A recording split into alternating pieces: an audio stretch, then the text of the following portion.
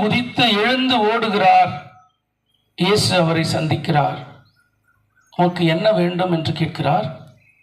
ஆண்டவரே, நான் பார்வை பெற வேண்டும், நான் பார்வை பெற வேண்டும் என்று சொன்ன மாத்திரத்தில் இயேசு அவரை தொடுகிறார்.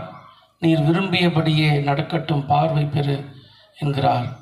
பிறவி குருடர், பிறவியிலேயே பார்வையற்றவர் பார்வை பெறுகிறார்.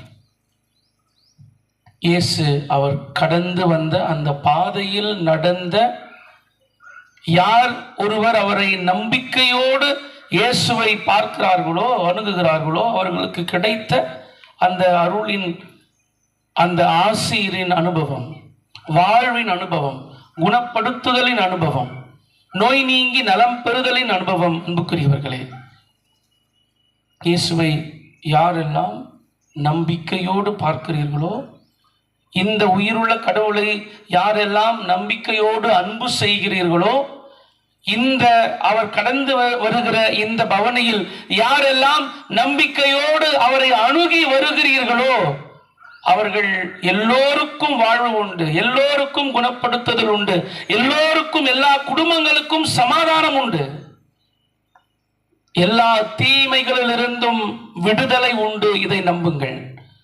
நம்புவோருக்குத்தான் உன் நம்பிக்கைப்படியே, நீ விசுவாசத்தபடியே உனக்கு நடக்கட்டும், நீ குணம் பெறு என்று சொல்லுகிறவர் நம் இறைவன்.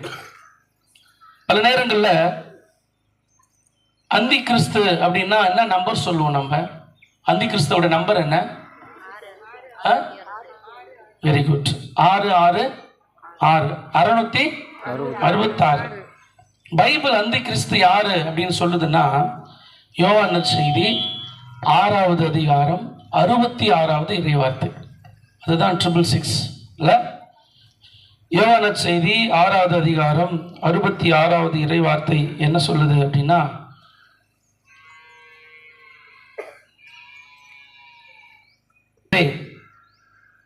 யோவான் நற்செய்தி 6வது அதிகாரம் 66வது இறைவார்த்தை, அன்றே இயேசுவின் சீடருள் பலர் அவரை விட்டு விலகினர்.